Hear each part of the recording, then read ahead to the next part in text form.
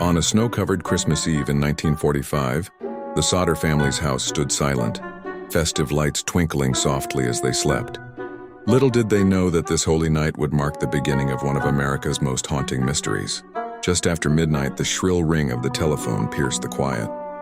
George Sodder answered, only to hear an unfamiliar voice asking for someone who didn't live there.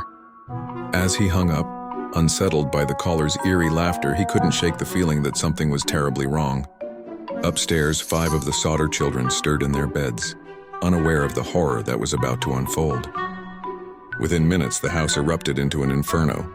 Flames licked at the walls, consuming everything in their path with unnatural speed and ferocity. George and Jenny Sodder managed to escape with 4 of their children, but the other 5 remained trapped upstairs. As they frantically tried to save them, they encountered a series of impossible obstacles. The ladder that always leaned against the house had vanished. The phone lines were mysteriously cut. Even their truck, which had worked perfectly the day before, refused to start. For weeks after the fire, searchers combed through the ashes expecting to find remains. But as days turned into weeks, a chilling truth emerged. There were no bones, no teeth, not a single trace of the 5 missing Sodder children. It was as if they had simply vanished into thin air.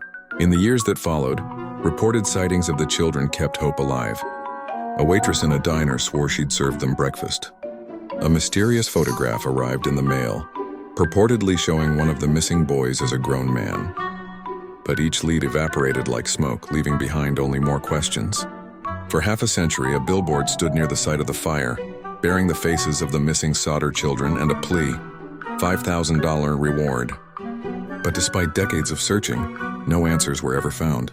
The graves of Maurice, Martha, Louis, Jenny, and Betty Sodder remain empty to this day, a stark reminder of the Christmas Eve when 5 children vanished without a trace.